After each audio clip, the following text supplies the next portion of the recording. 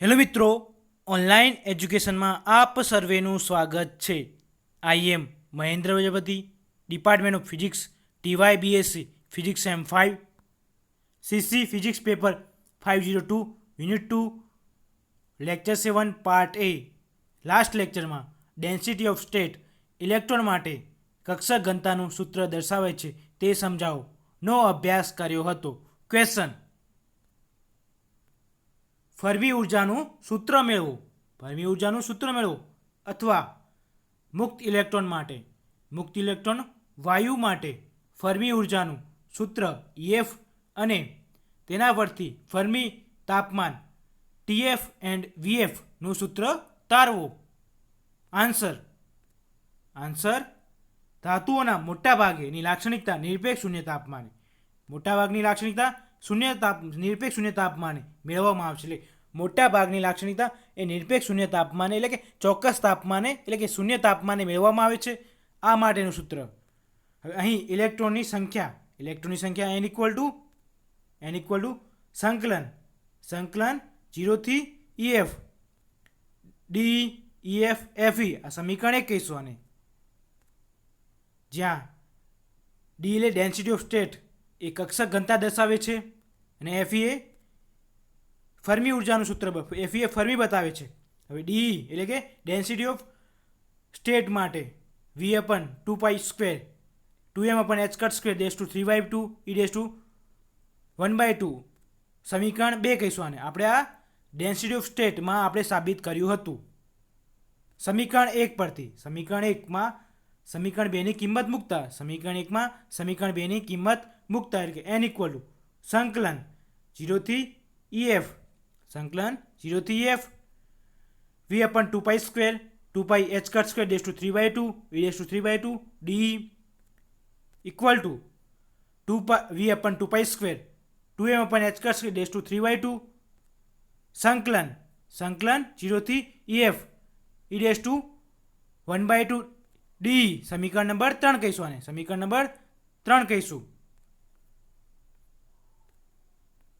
હવે સમીકરણ 3 પરથી n ઇક્વલ ટુ V/2π²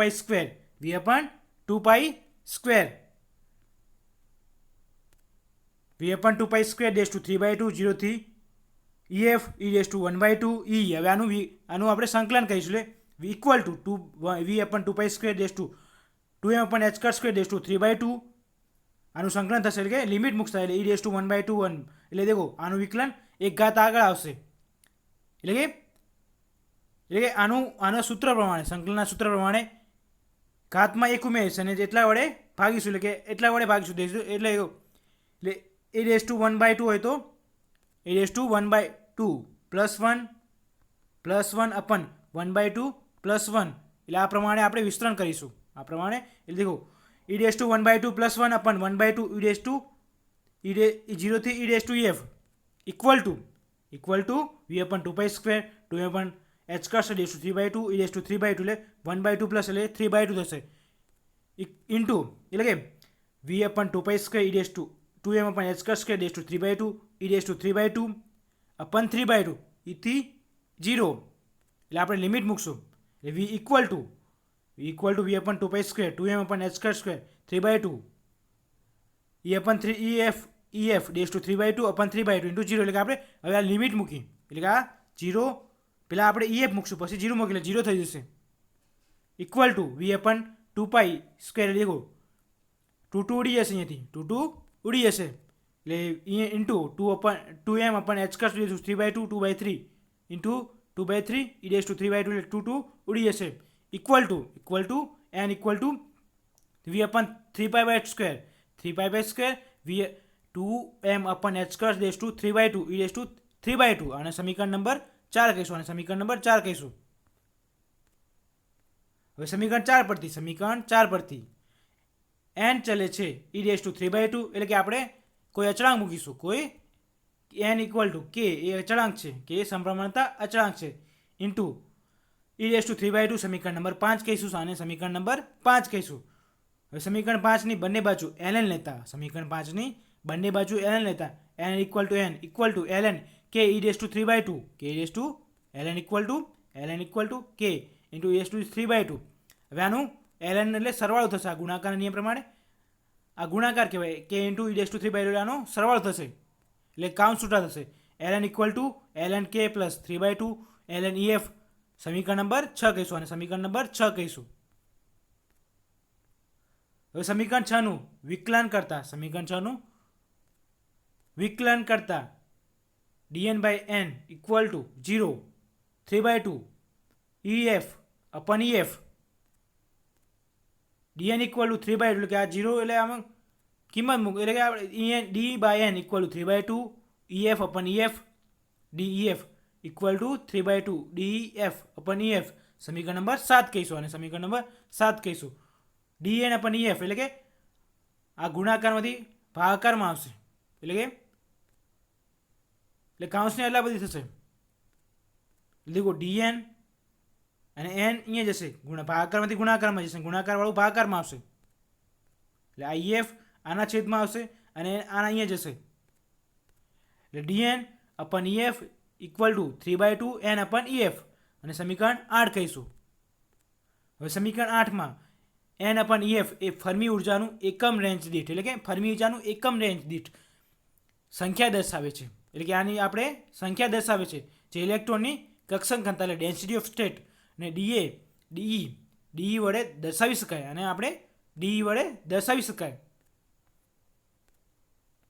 હવે D equal to 3/2 density of state equal to 3/2 n upon ef સમીકરણ 9 કહીશું.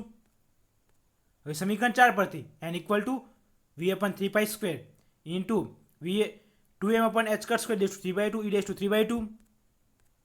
હવે અહીં દેખો સરવાળો આપણે ભાગાકારમાં છે, ગુણાકારમાંથી ભાગાકારમાં જશે. આ ગુણા v એ ગુણાકારમાંથી ભાગાકારમાં જશે એટલે equal to n અપન v equal to v upon 3π² 2m upon h² dash 3/2 e dash 3/2 અને સમીકરણ નંબર 10 કહીશું અને સમીકરણ નંબર 10 કહીશું. હવે n/v એ એકમ કદ દીઠ ઇલેક્ટ્રોનની સંખ્યા દર્શાવે છે. n/v એકમ કદ દીઠ ઇલેક્ટ્રોનની સંખ્યા દર્શાવે છે જેને n વડે સ્મોલ n એટલે n વડે દર્શાવાય છે એટલે દર્શાવી શકાય છે. n/v એ ઇલેક્ટ્રોનની એકમ કદ દીઠ સંખ્યા દર્શાવે છે જેને n વડે દર્શાવી શકાય.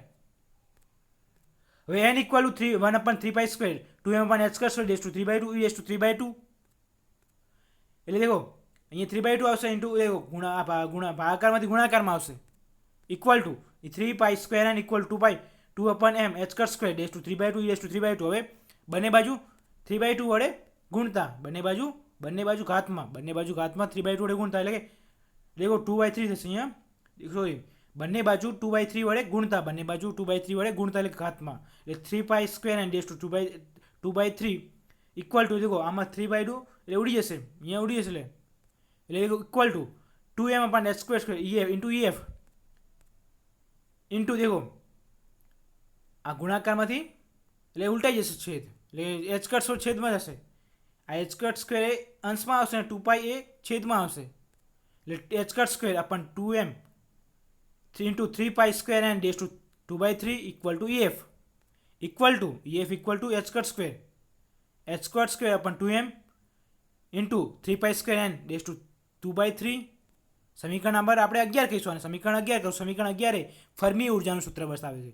ef equal to h² upon 2m 3π² into n dash 3/2 એ સમીકરણ 11 એ ફર્મી ઉર્જાનું સૂત્ર દર્શાવે છે. હવે ef equal two k into b kb into tf સમીકરણ નંબર 12 કહીશું. હવે ઉર્જાનું સમીકરણ kfમાં પદમાં લખતા ઉર્જાનું સમીકરણ kfના પદમાં ef equal to h² upon 2m kf² સમીકરણ નંબર 13 કહીશું. હવે સમીકરણ 11 અને સમીકરણ 13 ને સરખાવતા સમીકરણ 11 અને સમીકરણ 13 ને સરખાવતા દેખો સમીકરણ 11 અને સમીકરણ 13 ને આપણે સરખાવતા હવે kf² ઇક્વલ ટુ 3π² એટલે n² dash 2/3 kf equal to kf² equal to 3π² into n dash 2/3 equal to એટલે દેખો આ બાજુ 2d હશે અહીંયા 2 આ બાજુ ગુણાશે એટલે 2d હશે એટલે kf equal to 3π² n dash 1 into 3 સમીકરણ નંબર 14 કહીશું. kf equal to 3π² n into 3π² into n dash two 1 into 3 1/3 સમીકરણ 14 કહીશું આને. હવે ફર્મી સપાટી ઉપર ધાતુના ઇલેક્ટ્રોન, ફર્મી સપાટી એટલે કે ફર્મી સપાટી ધાતુના ઇલેક્ટ્રોન ગતિ કરતા હશે, એના કારણે ગતિ કરવાને કારણે ગતિ કરતા હોય છે અને આ ઇલેક્ટ્રોન જે વેગથી ગતિ કરતા હોય એને ફર્મી વેગ એટલે વીએફ કહે છે. જે ધાતુની સપાટી પર ઇલેક્ટ્રોન ગતિ કરતા હોય છે કઈ ગતિના કારણે? ફર્મી વેગના કારણે તેને ફર્મી વેગ કહે છે એટલે વીએફ કહીશું અને આપણે વીએફ કહે છે. હવે વેગમાન p ઇક્વલ ટુ mv, વેગમાનની વ્યાખ્યા બરાબર p equal to mv equal to h cut into k લખી શકાય. હવે M VF equal to h cut square બંને સરખાવતા equal to VF equal to આના ભાગાકારમાં જશે h કટ અપન એટલે એમ આના ભાગાકારમાં જશે કે h કટ બાય એમ થશે into kf equal to VF equal to h cut upon M into kf.